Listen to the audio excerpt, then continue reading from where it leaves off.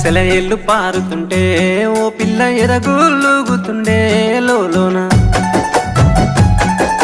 నదులన్నీ కలిసినట్టు పిల్లగా నవ్వెంత బాగున్నది నీలోన గాజుల సప్పులు గలుగల్లు మోగంగా గజ్జెల పట్టీలు గంటేసి ఆడంగా వరిగడ్డి మోపు ఎత్తి ఓ పిల్ల వయ్యారి నడుము